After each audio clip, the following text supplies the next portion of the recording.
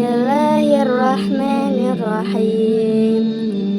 Assalamualaikum warahmatullahi wabarakatuh. Syukur alhamdulillah kita bisa berjumpa di channel ini. Salawat dan salam semoga selalu tercurahkan kepada junjungan kita Nabi besar Muhammad Sallallahu Alaihi Wasallam. Sahabat beriman yang dirahmati Allah, dalam kehidupan sehari-hari tentunya ada masa di mana manusia merasa berat dan merasa lelah. Salah satu cara untuk mengatasinya yakni dengan berzikir untuk memohon kekuatan pada Allah. Zikir tersebut bertujuan untuk memberikan ketenangan dan memohon jalan keluar. Berikut salah satu zikir terbaik yang memiliki 17 keutamaan, yakni la haula wala quwata illa billah. Berikut penjelasannya. Yang pertama, bekal di surga. Suatu ketika Nabi Shallallahu Alaihi Wasallam bersabda pada Abdullah bin Qais, "Wahai Abdullah bin Qais, katakanlah la haula wala quwata illa billah, karena ia merupakan simpanan pahala berharga di surga." Hadis riwayat Bukhari. Zikir la haula wala quwata illa billah merupakan zikir yang penuh kebaikan hingga nantinya bisa menjadi jalan untuk mendapat hal berharga di surga. Sebab itulah pengaruh zikir terhadap jiwa. Yang kedua, meningkatkan rasa taat. Ibnu Mas'ud berkata, tidak ada daya untuk menghindarkan diri dari maksiat selain dengan perlindungan dari Allah. Tidak ada kekuatan untuk melaksanakan ketaatan selain dengan pertolongan Allah.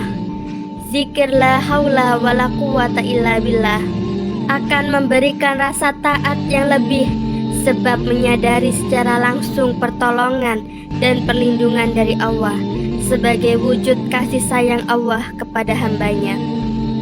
Ketiga, akhlak mulia.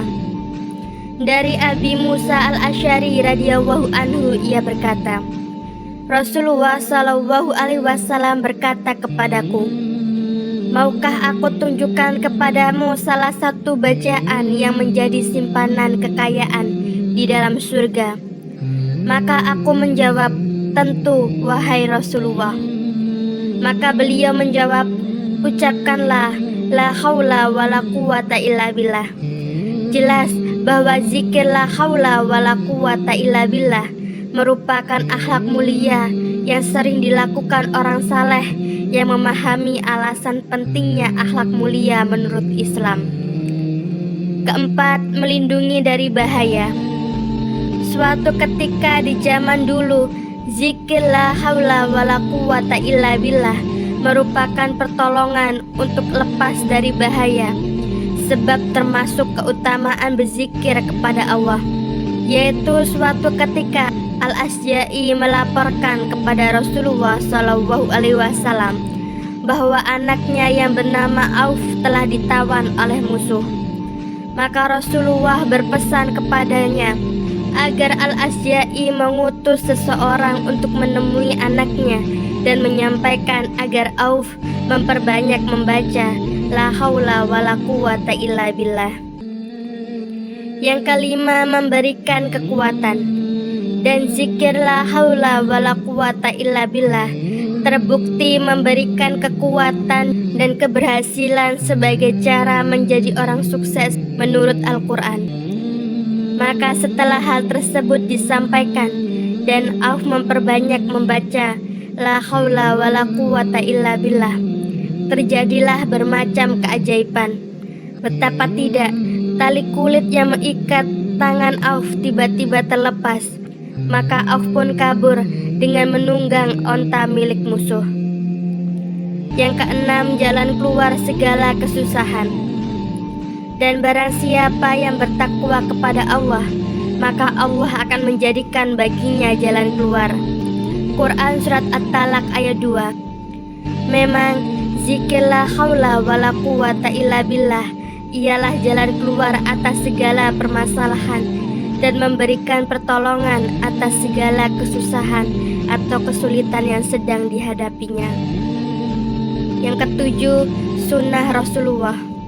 Rasulullah Shallallahu Alaihi Wasallam bersabda, perbanyaklah membaca la haula wala quwata illa billah, karena sesungguhnya ia merupakan perbendaharaan dari pembendaharaan surga. Hadis riwayat Ahmad.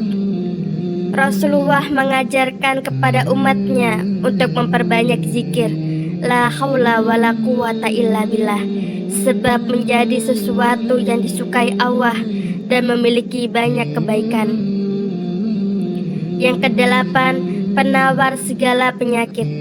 Dari Abu Hurairah radhiyallahu anhu bahwa Rasulullah Shallallahu Alaihi Wasallam bersabda, barang siapa yang mengucapkan la haula wala quwata illa billah, maka hal itu sebagai penawar baginya dari 99 penyakit, dan yang termudah adalah rasa bimbang.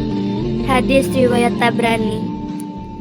Segala penyakit hati dan kesedihan serta kesusahan akan hilang jika sering mengamalkan zikir la haula wala quwata illa billah, sebab merupakan ungkapan doa dan berserah diri kepada Allah Subhanahu wa Ta'ala. Kesembilan, mengalahkan musuh Allah. Zaman dahulu juga ada suatu kisah tentang seseorang yang bisa mengalahkan musuh Allah ketika berperang dengan berusaha sebaik mungkin dan memperbanyak membaca zikir la haula wala quwata illa billah. Hubaib bin Salamah rahimahullah saat menghadapi musuh atau mengepung sebuah banteng sangat senang memperbanyak ucapan la haula wala quwata illa billah. Yang ke-10, memudahkan pekerjaan. Ibnul Qayyim rahimahullah mengatakan, kalimat la haula wala quwata illa billah mempunyai pengaruh yang sangat menakjubkan saat menanggung beban pekerjaan yang sulit dan keras, atau saat menghadap kepada raja dan orang yang ditakutkan. Selain pengaruhnya yang efektif untuk menolak kemiskinan, berusaha sebaik mungkin dan banyak membaca zikir la haula wala quwata illa billah akan membantu memberikan keberhasilan pada setiap usaha yang dilakukan. Yang ke-11, jauh dari petaka. Makhul rahimahullah berkata, barang siapa yang mengatakan la haula wala quwata illa billah, maka akan lenyap dari dirinya 70 pintu petaka. Yang paling rendah adalah bencana kemiskinan. Dengan membaca zikir la haula wala quwata illa billah secara rutin akan melindungi dari segala bahaya dan dari segala malapetaka yang merugikan baik di dunia maupun di akhirat. Yang ke-12, kalimat yang disukai Allah. Nabi Shallallahu Alaihi Wasallam yang mulia bersabda, maukah aku tunjukkan kepadamu sebuah kalimat yang berasal dari bawah arsy dari pusaka surga?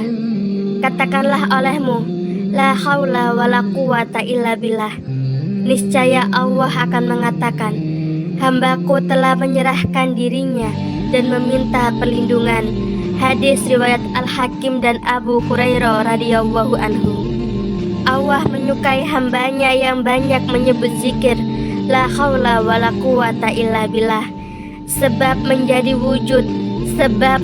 wujud bahwa hamba tersebut mengakui kekuatan Allah dan berserah diri pada Allah dengan tetap berusaha serta melakukan yang terbaik yang ia mampu, sehingga Allah selalu menolongnya dan memberi jalan keluar di setiap kesulitan yang dihadapinya.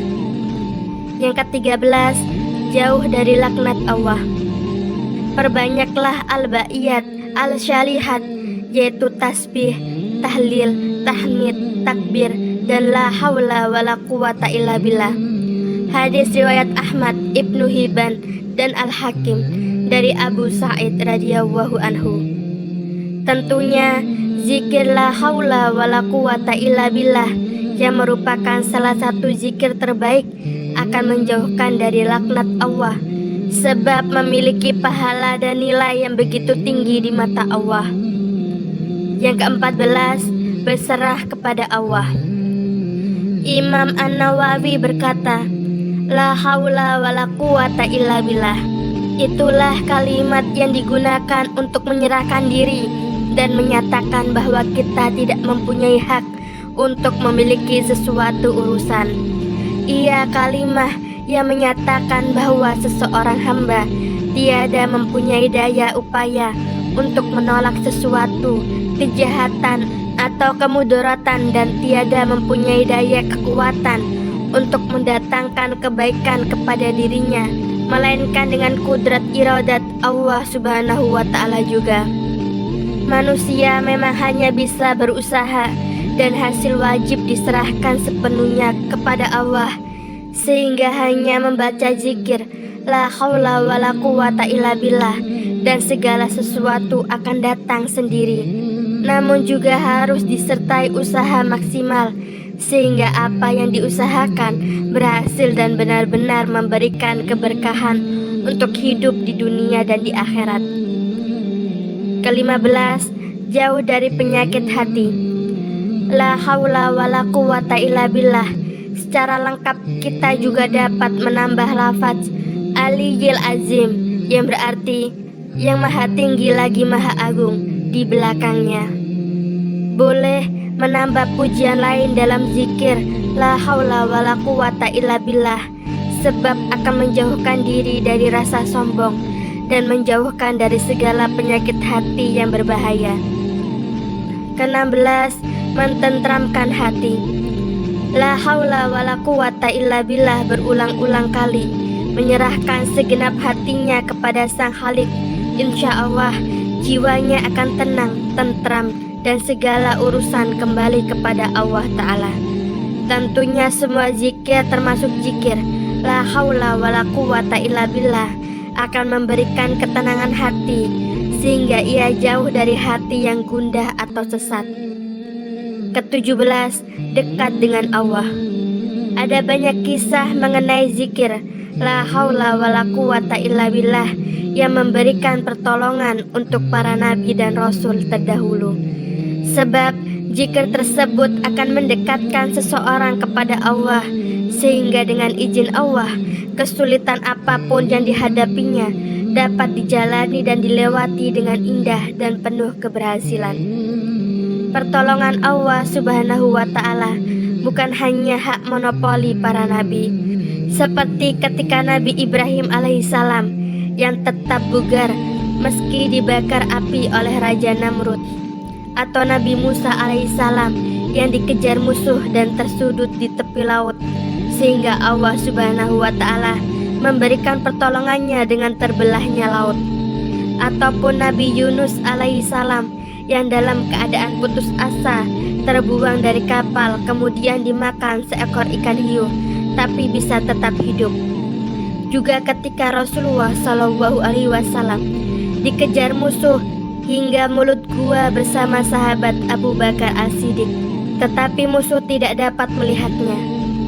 Pertolongan Allah Subhanahu wa Ta'ala yang semacam itu juga diperuntukkan kaum muslimin melalui hawalah, yaitu lafaz la haula wa la quwata illa billah. Demikianlah keajaiban zikir la haula wa la quwata illa billah. Semoga menjadi wawasan yang bermanfaat untuk Anda dan bisa diamalkan dalam kehidupan sehari-hari, sehingga menjadi pribadi yang jauh lebih baik imannya.